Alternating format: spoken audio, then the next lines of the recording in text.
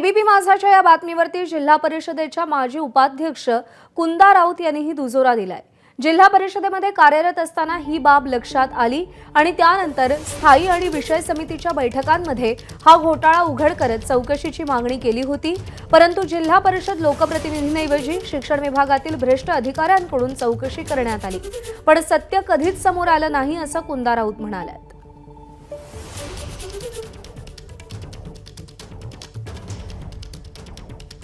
आपल्यासोबत नागपूर जिल्हा परिषदेच्या माजी उपाध्यक्षा कुंदा राऊत आहेत। कुंदाताई, सोमेश्वर नैताम सेवानिवृत्त झाले, ते हयात नाही, त्यांचा मृत्यू झाला, त्याच्यानंतरही जिल्हा परिषदेच्या शिक्षण विभागात त्यांची स्वाक्षरी वापरली जात होती? हो, बिलकुल वापरली जात होती।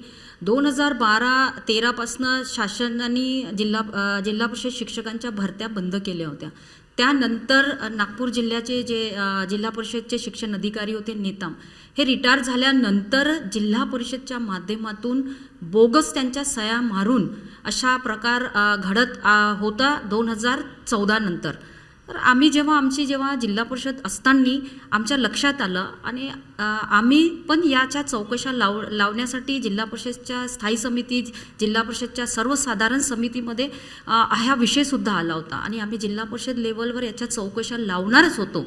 परंतु जे डेप्टी डायरेक्टर नराड जे आता ज्यांना अटक झालेली आहे आणि ते ह्या प्रकरणात इन्व्हॉल्व होते, त्यांनी हे प्रकरण स्वतःकडे घेतलं, जिल्हा परिषदला चौकशा लावू दिल्या नाही, स्वतःकडे घेतलं आणि स्वतःच चौकशा लावल्या स्वतःच्या अध्यक्ष खाली आणि हे प्रकरण दाबण्याचा प्रयत्न केला त्यांनी। म्हणजे जिल्हा परिषदेमध्ये तुम्ही जेव्हा कार्यरत होता तेव्हा हे प्रकरण तुमच्या लक्षात आलं होतं आणि स्थायी समिती आणि संबंधित विषय समितीच्या बैठकीमध्ये हा चर्चेला आला होता हा विषय।